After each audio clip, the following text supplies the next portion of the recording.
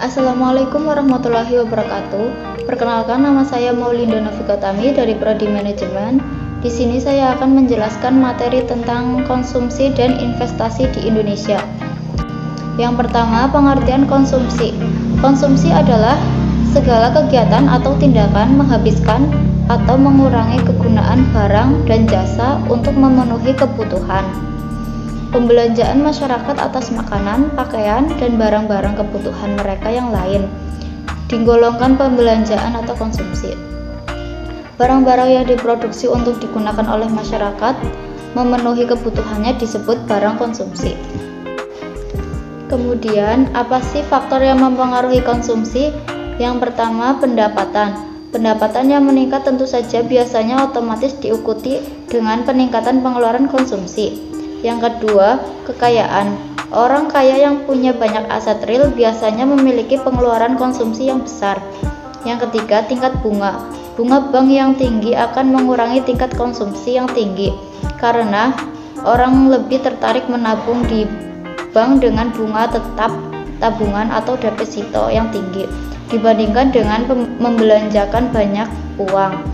Yang keempat, perkiraan masa depan. Orang yang was-was tentang nasibnya di masa yang akan datangkan menekan konsumsi. Biasanya seperti orang yang mau pensiun, punya anak yang butuh biaya sekolah, ada yang sakit butuh banyak biaya perobatan, dan lain sebagainya. Yang kelima, komposisi penduduk. Dalam suatu wilayah, jika jumlah orang yang usia kerja produktif banyak, maka konsumsinya akan tinggi. Bila yang tinggal di kota ada banyak, maka konsumsi suatu daerah akan tinggi juga. Bila tingkat pendidikan sumber daya manusia di wilayah itu tinggi-tinggi, maka biasanya pengeluaran wilayah tersebut menjadi tinggi. Kemudian fungsi konsumsi. Menurut Keynes, pengeluaran seseorang untuk konsumsi dipengaruhi oleh pendapatannya. Semakin tinggi tingkat pendapatannya, maka tingkat konsumsinya juga semakin tinggi. Sejalan dengan pemikiran tersebut, kiranya mudah untuk dipahami bahwa seseorang yang tingkat pendapatannya semakin tinggi pula tingkat tabungannya, karena tabungan merupakan bagian dari pendapatan yang tidak dikonsumsikan. Selanjutnya, pengertian investasi. Menurut Sunariah, investasi adalah penanaman modal untuk satu atau lebih aktiva yang dimiliki dan biasanya berjangka waktu lama dengan harapan mendapatkan keuntungan di masa-masa yang akan datang. Sedangkan menurut Husnan, proyek investasi merupakan suatu rencana untuk menginvestasikan sumber-sumber daya, baik proyek raksasa ataupun proyek kecil, untuk memperoleh manfaat pada masa yang akan datang. Jadi, dapat disimpulkan bahwa investasi adalah membeli suatu aset yang diharapkan di masa datang dapat dijual kembali dengan nilai yang lebih tinggi. Selanjutnya, jenis-jenis investasi. Yang pertama, tabungan di bank. Dengan menyimpan uang di tabungan, maka akan mendapatkan suku bunga tertentu. Yang kedua, deposito di bank. Produk deposito hampir sama dengan produk tabungan. Bedanya dalam deposito tidak dapat mengambil uang kapanpun yang diinginkan. Yang ketiga, saham. Saham adalah kepemilikan atas sebuah perusahaan tersebut. Dengan membeli saham berarti membeli sebagian perusahaan tersebut. Yang keempat, properti. Investasi dalam properti berarti investasi dalam bentuk tanah atau rumah. Yang kelima, emas. Harga emas biasanya juga berbanding searah dengan inflasi. Semakin tinggi inflasi, biasanya akan semakin tinggi pula kenaikan harga emas. Yang keenam, mata uang asing.